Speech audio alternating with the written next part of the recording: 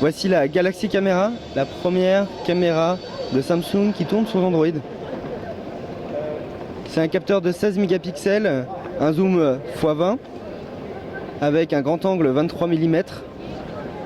On a aussi, si je ne me trompe pas, une ouverture de 8. Et donc finalement c'est un très bon compact, mais Samsung en fait depuis plusieurs années des compacts et bien plus, ils font également du reflex, mais donc ils ont une très bonne expertise et compétences en compact. Et donc là, comme on peut le voir, c'est Galaxy et c'est la première caméra sous Android de Samsung.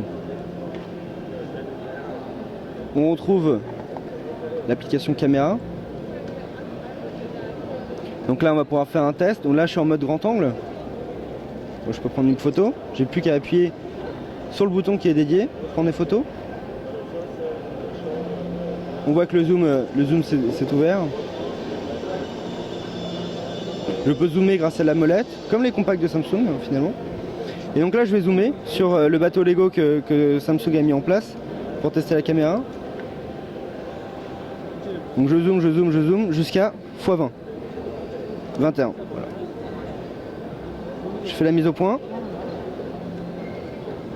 Je prends ma photo. Ce qu'on peut faire, c'est que je peux zoomer un peu moins et je vais vous montrer.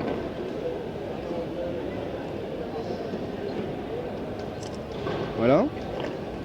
Je tombe sur la photo. Donc écran quasiment 5 pouces avec une résolution HD. Je peux vous dire c'est ultra confortable. Voilà, il y a un peu de bruit parce que sur du zoom comme ça,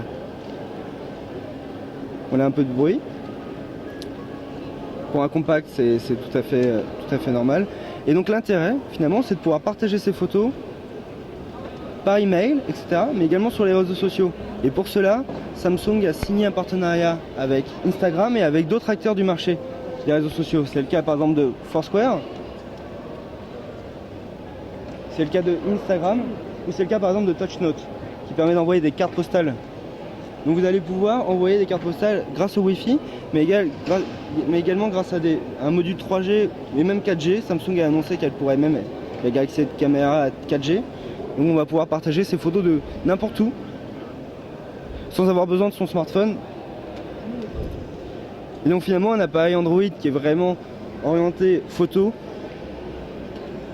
mais un système Android derrière qui permet de faire tourner tout ce qu'on peut faire tourner avec Android, c'est-à-dire même du jeu vidéo. Il y a un écran qui est très confortable. On a un compact qui est assez lourd par rapport au compact qui existe sur le marché, mais avec un écran de 5 pouces, finalement on compense avec une très bonne visibilité et surtout c'est très confortable d'utiliser un écran de 5 pouces comme ça.